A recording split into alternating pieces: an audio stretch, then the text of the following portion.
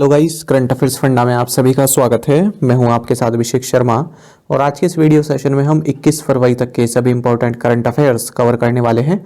हमेशा की तरह आप इस वीडियो को अंत तक जरूर देखिएगा, आज भी आपको काफ़ी कुछ जानने के लिए मिलेगा।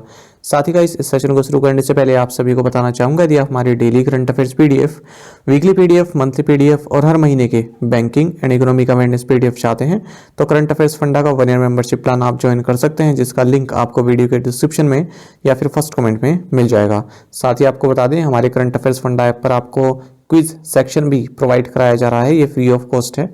जो भी हम आपको करंट अफेयर्स पढ़ाते हैं उनकी प्रैक्टिस आप इन क्विज के माध्यम से कर सकते हैं। आपकी तैयारी काफ़ी अच्छी हो जाएगी और कई सारा फ्री स्टडी मटेरियल भी हमारी करंट अफेयर्स फंडा ऐप पर आपको मिल जाएगा। तो लिंक आपको वीडियो के डिस्क्रिप्शन में या फिर फर्स्ट कमेंट में मिल जाएगा। जिन्होंने भी हमारी करंट अफेयर्स फंडा ऐप को इंस्टॉल नहीं किया है वो तुरंत ही इसको इंस्टॉल कर लीजिए। साथ ही गाइस, यदि आपको लगता है कि आपके करंट अफेयर्स या फिर जनरल अवेयरनेस में इंप्रूवमेंट हुई है, जो आपका डर था करंट अफेयर्स को लेकर, जो फियर था वो दूर हुआ है, तो कमेंट बॉक्स में आप जरूर बताइएगा। और हमारे चैनल संबंधित, हमारे मटेरियल से संबंधित जो भी आपका फीडबैक है वो अवश्य दीजिएगा कमेंट बॉक्स में। चलिए फिर करते हैं शुरुआत इस वीडियो सेशन की। सबसे पहले आज का क्वेश्चन देख लेते हैं, इसका आंसर आपको भी कमेंट बॉक्स में करना है। Which of the following banks was authorized to issue electoral bonds? निम्नलिखित में से कौन सा बैंक चुनावी बॉन्ड जारी करने के लिए अधिकृत था? IDBI bank, state bank of India, Punjab national bank या फिर रिजर्व बैंक ऑफ इंडिया? तो जल्दी से आंसर कर दीजिए, फिर हम आगे बढ़ते हैं। और इसी तरह क्वेश्चन से यदि आप प्रैक्टिस करना चाहते हैं तो हमें टेलीग्राम पर जरूर ज्वाइन करें। करंट अफेयर्स फंडा नाम से हमारा टेलीग्राम चैनल है।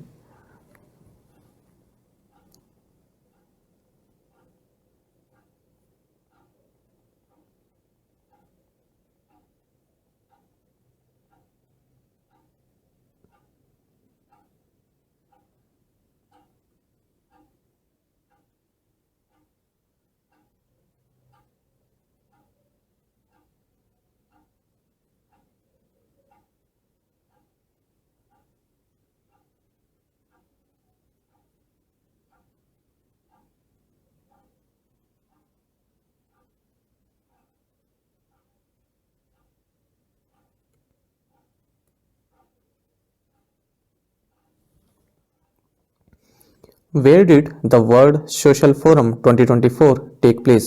विश्व सामाजिक मंच यानी कि WSF 2024 कहाँ आयोजित हुआ? ऑप्शंस आपके सामने हैं। सही आंसर ऑप्शन बी है, काठमांडू, नेपाल। आपको जानना चाहिए, काठमांडू नेपाल में वर्ल्ड सोशल फोरम 2024 हाल ही में संपन्न हुआ है और इस बार जो एडिशन रहा, इसका थीम रहा अनदर वर्ल्ड इज पॉसिबल।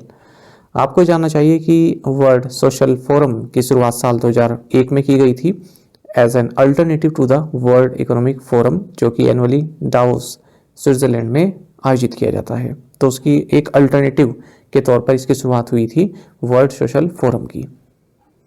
अच्छा, आपको ये भी जानना चाहिए कि हाल ही में वर्ल्ड गवर्नमेंट समिट 2024 ये आयोजित की गई दुबई में और यहाँ पर दुबई ने एग्रीमेंट्स साइन किए हैं जिसके तहत ये वर्ल्ड की फर्स्ट एयर टैक्सी सर्विस की शुरुआत करेगा और 2026 तक ये ऑपरेशनलाइज भी हो जाएगा। आपको बता दीजिए, ये वर्ल्ड गवर्नमेंट समिट 2024 हुई दुबई में, इसमें इंडिया, तुर्की और कतर, ये तीनों ही कंट्री गेस्ट ऑफ ऑनर रहे। On which date is International Mother Language Day observed annually? अंतर्राष्ट्रीय मातृभाषा दिवस प्रतिवर्ष किस दिन मनाया जाता है? सही आंसर ऑप्शन बी रहेगा, 21 फरवरी। आपको जानना चाहिए कि इंटरनेशनल मदर लैंग्वेज डे ये हर साल 21 फरवरी को मनाया जाता है और पहली बार यूनेस्को द्वारा अनाउंसमेंट की गई थी 17 नवंबर 1999 को और यूनाइटेड नेशन जनरल असेंबली ने इसको एडॉप्ट किया साल 2002 में। और आपको जानना चाहिए, सबसे महत्वपूर्ण फैक्ट ये है कि किस देश की ये पहल थी कि ये डे मनाया जाना चाहिए, यह है बांग्लादेश। तो बांग्लादेश ने इनिशिएटिव लिया था कि इंटरनेशनल मदर लैंग्वेज डे मनाया जाए। ठीक है, ये एग्जाम में पूछा गया क्वेश्चन है, याद रखिएगा कि किस देश की पहल थी ये डे मनाने के लिए। 2024 में इस डे का थीम है multilingual education, a pillar of learning and intergenerational learning. Where is the 12th edition of the Milan exercise taking place? Milan अभ्यास का 12वां संस्करण कहाँ शुरू हुआ? ऑप्शंस आपके सामने हैं। सही आंसर ऑप्शन डी रहेगा, विशाखापट्टनम, आंध्र प्रदेश। आपको जानना चाहिए कि मिलन एक्सरसाइज का 12वां एडिशन विशाखापट्टनम आंध्र प्रदेश में शुरू हो चुका है। 50 से ज़्यादा देश इसमें पार्टिसिपेट कर रहे हैं। थीम रहेगा इसका forging naval alliances for a secure maritime future. अच्छा, आंध्र प्रदेश की बात हो रही है तो आप ये भी जान लीजिए कि नीति आयोग ने गवर्नमेंट ऑफ आंध्र प्रदेश के साथ मिलकर एक 2 दिन की नेशनल वर्कशॉप ऑर्गेनाइज की, जिसका टाइटल रहा harnessing potential of fisheries in inland states. ठीक है, तो ये कहाँ पर हुई वर्कशॉप? विशाखापट्टनम आंध्र प्रदेश में। दोनों ही जैसे क्वेश्चन थे विशाखापट्टनम से संबंधित, इसलिए मैंने एक साथ क्लब कर दिया। The Indian women's team clinched the badminton Asia team championships title with a victory over which team? भारतीय महिला टीम ने किस टीम पर जीत के साथ बैडमिंटन एशिया टीम चैंपियनशिप का खिताब जीता? सही आंसर ऑप्शन सी रहेगा, मलेशिया। आपको जानना चाहिए इंडियन वीमेंस टीम ने यहाँ पर गोल्ड मेडल जीता है बैडमिंटन एशिया टीम चैंपियनशिप 2024 में। इन्होंने फाइनल में, जो कि शाह आलम मलेशिया में खेला गया, थाईलैंड को 3-2 से हराया है। तो यहाँ पर आपको बता दें कि भारतीय टीम में जो प्रमुख चेहरे रहे, ये सिंधु रही, पीवी सिंधु, त्रिशा जोली, गायत्री गोपीचंद और 17 साल की अनमोल कार्प। तो इन सभी ने जो है अपना डिलीवर किया, और मतलब बेस्ट डिलीवर किया, और गोल्ड मेडल यहाँ पर भारत ने जीता है। ये भारत का पहला टाइटल था, ठीक है, जो इस तरह कंपटीशन भारत ने पहली बार जीता है।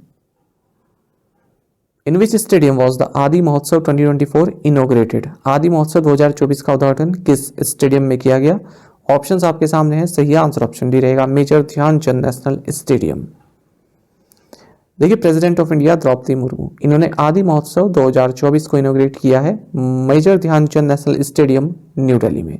इसी मौके पर जो union minister for tribal affairs हैं अर्जुन मुंडा, इन्होंने venture capital fund for scheduled tribes यानी कि VCF-ST इसको भी लॉन्च किया है। जो आदि महोत्सव है इसको ऑर्गेनाइज किया गया है ट्राइफेड द्वारा, जो कि मिनिस्ट्री ऑफ ट्राइबल अफेयर्स के अंतर्गत आती है। अच्छा, अगर हम इस venture capital fund for scheduled tribes की बात करते हैं तो ये जो फंड है ये SEBI registered venture capital fund है, और इसको मैनेज किया जा रहा है IFCI वेंचर के द्वारा, जो कि IFCI लिमिटेड की सब्सिडरी है। और 2 इन्वेस्टर्स हैं इस स्कीम में, एक तो है मिनिस्ट्री ऑफ ट्राइबल अफेयर्स और दूसरा है ट्राइफेड यानी कि tribal cooperative marketing development federation of India. अच्छा, इस स्कीम में क्या है कि जो भी इस तरह की कंपनीज हैं, जो शेड्यूल्ड ट्राइब्स द्वारा प्रमोटेड कंपनीज हैं, उन्हें फाइनेंशियल असिस्टेंस दी जाएगी 10 लाख से लेकर 5 करोड़ रुपए तक की। ठीक है, और जो पर एनम इंटरेस्ट रहेगा वो भी काफ़ी कम रहेगा, 4% का पर एनम इंटरेस्ट रहने वाला है। और यदि ST वुमेन या ST डिसेबल्ड एंटरप्रेन्योर्स हैं तो उनको 3.75% पर एनम का इंटरेस्ट लगेगा। तो इससे वो अपने बिजनेस को एक्सपेंड कर सकते हैं। Which fintech firms have received the final authorization from the Reserve Bank of India to operate as payment aggregators? भुगतान एग्रीगेटर्स के रूप में काम करने के लिए किन फिनटेक फर्मों को भारतीय रिजर्व बैंक से मंजूरी मिली? सही आंसर ऑप्शन डी है, जस्पे, डिसेंट्रो एंड जूहू। देखिए, फिनटेक फर्म्स जस्पे, डिसेंट्रो और software as a service company Zoho, इन्हें फाइनल ऑथराइजेशन मिल गया है रिजर्व बैंक ऑफ इंडिया से कि ये पेमेंट एग्रीगेटर के तौर पर कार्य कर सकते हैं under payment and settlement systems act 2007। अच्छा, जो ये एक्ट है ना, PSS एक्ट 2007, तो जितना भी पेमेंट सिस्टम हमारे भारत में होता है उसको रेगुलेट और सुपरवाइज इसी एक्ट के द्वारा किया जाता है। और इसी के कारण RBI जो है एक ऐसी अथॉरिटी है जो इन सब को जो है ऑथराइज करती है। अच्छा, RBI ने सबसे पहले जो पेमेंट एग्रीगेटर लाइसेंस की गाइडलाइंस जारी की थी वो मार्च 2020 में की थी। ठीक है, रेजर पे, कैश फ्री, ओपन, इन सबको पहले ही जो है पेमेंट एग्रीगेटर का जो है दर्जा दिया गया। फिर जोमेटो, डिजियो, गूगल, टाटा डिजिटल, ठीक है, ये भी, इन्हें भी इस तरह का पेमेंट लाइसेंस दिया गया है। पेमेंट एग्रीगेटर और PA, अच्छा ये याद रखिएगा कि ऑप्शन आपसे क्वेश्चन पूछा जा सकता है कि निम्नलिखित में से कौन पेमेंट एग्रीगेटर कंपनी नहीं है। जैसे पेटीएम है, पेटीएम पेमेंट एग्रीगेटर नहीं है। अच्छा, पेमेंट्स एग्रीगेटर या PA लाइसेंस की अगर हम बात करें, it allows companies to provide payment services to the merchant by accepting payment instruments from the customers as part of the process. Payments aggregator pool the funds received from customers and transfer them to merchants after certain time period. Payment aggregator मैंने आपको पहले ही बताया था। देखिए, जैसे जो merchant होते हैं ना, मर्चेंट मतलब कोई बिजनेसमैन या फिर दुकानदार, तो उसको अमाउंट चाहिए कस्टमर से, है ना, तो वो ऐसा तो करेगा नहीं कि अलग अलग बैंकों से जाकर या फिर एनबीएफसी से जाकर कांटेक्ट करेगा, वो काफ़ी टाइम कंज्यूमिंग होता है और काफ़ी जो है हेस्टी प्रोसेस भी होता है। तो उसके बदलेगा ये कार्य पेमेंट एग्रीगेटर कर देती है। ये क्या करती है, जितने भी बैंक्स हैं या जितने भी पेटीएम जो जितने भी मेथड्स हैं, जैसे वॉलेट हो गया, है ना, या फिर आपका क्रेडिट कार्ड से हो गया, डेबिट कार्ड से हो गया, या ईएमआई ऑप्शन हो गया, इन सबको एक साथ इंटीग्रेट कर देता है पेमेंट एग्रीगेटर। तो आपको अलग से जो है सबके साथ साझेदारी करने की ज़रूरत नहीं होती है मर्चेंट्स को। इससे क्या होता है, जो कस्टमर है उनका भी फ़ायदा हो जाता है, उन्हें भी जो सारे पेमेंट ऑप्शन है वो एक साथ प्रोवाइड हो जाते हैं। नेक्स्ट क्वेश्चन देखते हैं, which institute has been awarded the national Mandela award for health promotion for 2024 by the world health organisation. विश्व स्वास्थ्य संगठन द्वारा किस संस्थान को 2024 के स्वास्थ्य संवर्धन के लिए नेल्सन मंडेला पुरस्कार से सम्मानित किया गया? सही आंसर ऑप्शन सी है, national institute of mental health and neuro sciences. देखिए, national institute of mental health and neuro sciences NIMHANS Bengaluru है, इसको national Mandela award for health promotion for 2024 दिया गया है वर्ल्ड हेल्थ ऑर्गेनाइजेशन के द्वारा।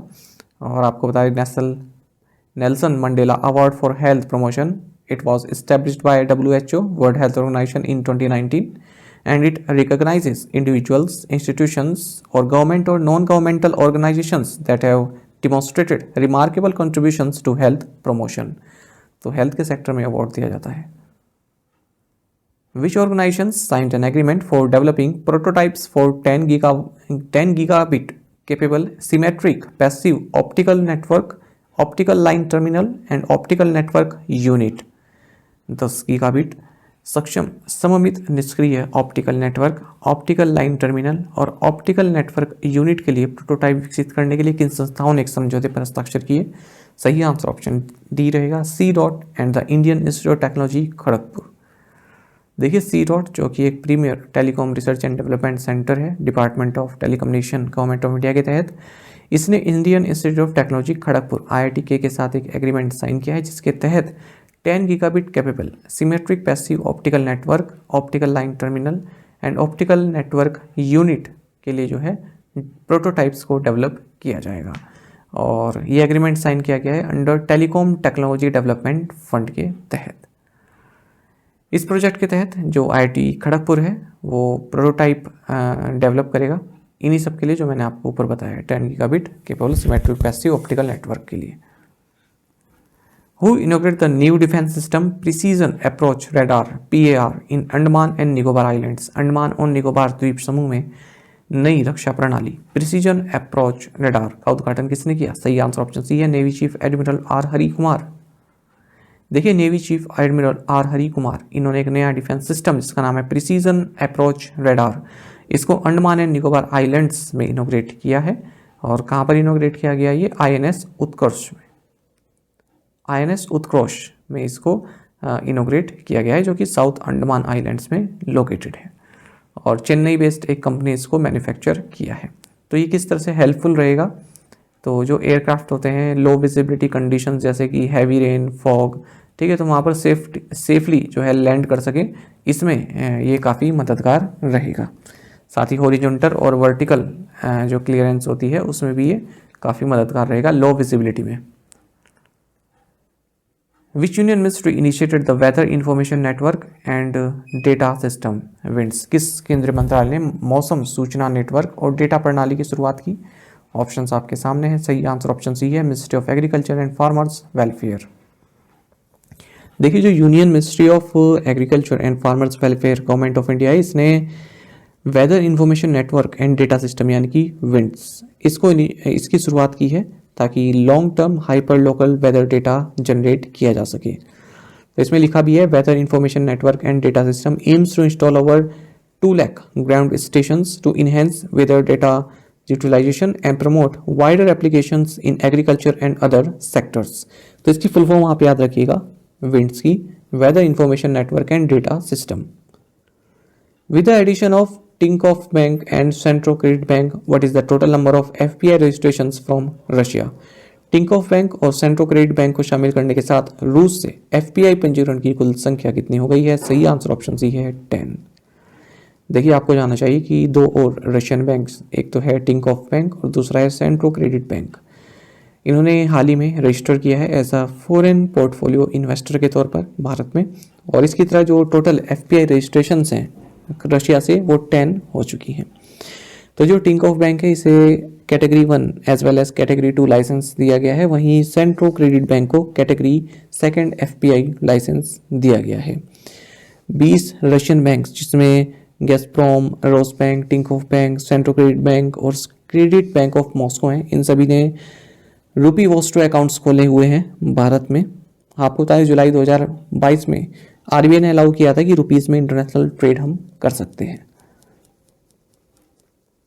विच इंडियन, अच्छा ये जो एफपीआई होता है ना, फॉरेन पोर्टफोलियो इन्वेस्टर्स, ये शॉर्ट टर्म इन्वेस्टमेंट होती है किसी दूसरे कंट्रीज में। जैसे रशियन इन्वेस्टर्स हमारे यहाँ इन्वेस्टमेंट कर रहे हैं तो शॉर्ट टर्म इन्वेस्टमेंट होती है। जैसे आपने बॉन्ड में कर दिया, सिक्योरिटीज़ में है ना, बॉन्ड में कर दिया, स्टॉक एक्सचेंज में कर दिया, तो शेयर मार्केट में कर दिया, तो ये सब short term. Which Indian states wildlife board has approved a proposal to declare area between Tadoba Andhari tiger reserve and Kawal tiger reserve as a conservation reserve? किस भारतीय राज्य के वन्यजीव बोर्ड ने तलोबा अंधारी टाइगर रिजर्व और कवल टाइगर रिजर्व के बीच के क्षेत्र को संरक्षण रिजर्व घोषित करने के प्रस्ताव को मंजूरी दी है? सही आंसर ऑप्शन बी है तेलंगाना। देखिए Telangana state board for wild life, इसने फॉरेस्ट डिपार्टमेंट के उस प्रपोजल को अप्रूव दी है जिसमें कहा गया है कि जो कॉरिडोर एरिया है तदोबा अंधारी टाइगर रिजर्व और कवल टाइगर रिजर्व के बीच का, इसे कंजर्वेशन रिजर्व घोषित किया जाए। अच्छा, हाल ही में इसी तरह क्वेश्चन एक हमने देखा था कि उड़ीसा गवर्नमेंट ने हाल ही में गुप्तेश्वर फॉरेस्ट जो कि कोरापुट डिस्ट्रिक्ट में है, इसे अपना चौथा बायोडायवर्सिटी हेरिटेज साइट डिक्लेयर किया है। Which bank has entered into an agreement with the warehousing development and regulatory authority to offer low interest loans for farmers? किस बैंक ने किसानों को कम ब्याज पर ऋण देने के लिए warehousing development and regulatory authority के साथ समझौता किया है? सही आंसर ऑप्शन डी है पंजाब एंड सिंध बैंक। देखिए जो warehousing development regulatory authority है WDRA, इसने एक मेमोरेंडम ऑफ अंडरस्टैंडिंग साइन किया है पंजाब एंड सिंध बैंक के साथ, ताकि जो फार्मर्स हैं, ट्रेडर्स हैं, उनको लो इंटरेस्ट रेट पर लोन दिया जा सके। जो ये warehousing development regulatory authority है, इसके चेयरपर्सन TK मनोज कुमार हैं, और जो पंजाब एंड सिंध बैंक है इसके MD and CEO स्वरूप कुमार शाह हैं। What is the name of the health information platform in India that has been included as a member of the World Health Organization's Vaccine Safety Net? Bharat में किस स्वास्थ्य सूचना मंच को विश्व स्वास्थ्य संगठन के वैक्सीन सुरक्षा नेट के सदस्य के रूप में शामिल किया गया है? सही आंसर ऑप्शन सी है the healthy Indian project.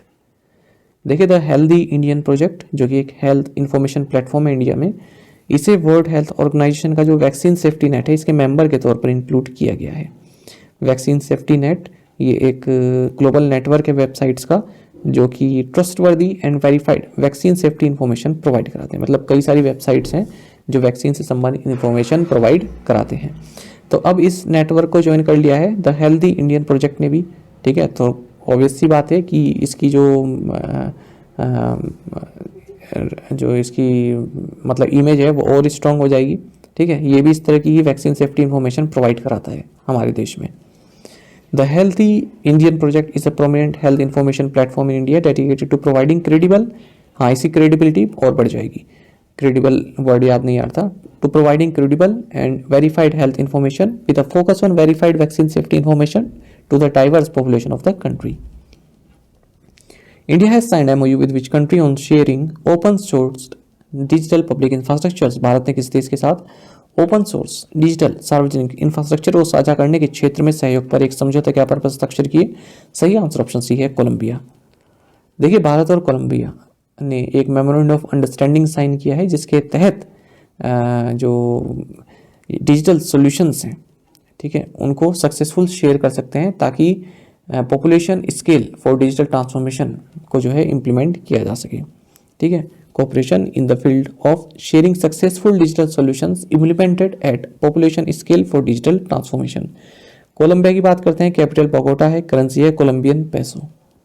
Which company has introduced its latest artificial intelligence model Lumaire? किस कंपनी ने अपना नवीनतम कृत्रिम बुद्धिमत्ता मॉडल लुमायर पेश किया है? सही आंसर ऑप्शन बी है गूगल। देखिए गूगल ने एक अपना AI वीडियो मॉडल लॉन्च किया है जिसका नाम है ल्यूमायर। तो यहाँ पर अब आप वीडियोस भी क्रिएट कर सकते हैं आर्टिफिशियल इंटेलिजेंस की मदद से। ठीक है, टेक्स्ट टू वीडियो है, यानी कि आप कुछ टाइप कीजिए और वीडियो बन जाएगी। कोई इमेज डाल दीजिए तो उसकी वीडियो बन जाएगी। अच्छा, इससे पहले आपने जानना चाहिए कि गूगल ने अपना इनका जो बार्ड नाम से चैटबॉट है उसको जेमिनी नाम दे दिया है। अच्छा, हाल ही में ओपन AI ने भी अपना एक नया AI मॉडल लॉन्च किया है, टेक्स्ट टू वीडियो मॉडल है, इसका नाम है सोरा। जैसे चैट GPT ओपन AI का ही है ना, इस तरह से सोरा भी ओपन AI का ही है, पर यह है टेक्स्ट टू वीडियो मॉडल, जो कि ये ऊपर ल्यूमायर जो लॉन्च किया है गूगल ने इसी तरह का है। प्रीवियस असाइनमेंट क्वेश्चंस के आंसर देखेंगे। In which city is the Bellandur lake? Bengaluru. Jai Hind is the mouthpiece of which political party in Kerala? Indian National Congress. India has suspended free movement regime with which country? Myanmar. Which agency released a report titled India Oil Market Outlook to 2030 at second edition of India Energy Week held in Goa, International Energy Agency? Which country is currently the world's third largest passenger vehicle market and second largest two-wheeler market? Answer is India। और आप में से कई students बिल्कुल सही answer किया है। इसी तरह से आप पार्टिसिपेट करते रहिए। चलिए आज के असाइनमेंट क्वेश्चन देखते हैं। Which state launched smart cards for startups? Which state is on the verge of becoming the first state in India to boast 21 airports? Yashasvi Jaiswal became the third Indian to hit double centuries in consecutive tests. One is Virat Kohli, who is the other? For which age groups does the government encourage human papillomavirus (HPV) vaccination as a preventive measures against cervical cancer? Which insurer has got the Reserve Bank of India's approval to raise its stake up to 9.99% in the housing development finance corporation HDFC bank? तो इन पांचों questions के answer आपको comment box में देने हैं। यदि आपको एक क्वेश्चन का आंसर भी आता है तो भी आप हमें कमेंट बॉक्स में अवश्य से बताइएगा। ज़्यादा से ज़्यादा संख्या में पार्टिसिपेट करने की कोशिश आप किया कीजिए। साथ ही करंट अफेयर्स फंडा को आप टेलीग्राम पर भी ज्वाइन कर सकते हैं। यहाँ पर रेगुलर वीडियो अपडेट्स और करंट क्विज़ हम आप सभी के लिए डालते रहते हैं। साथ ही डिस्कशन ग्रुप में आप किसी भी क्वेश्चन का सोल्यूशन पा सकते हैं। Thank you guys.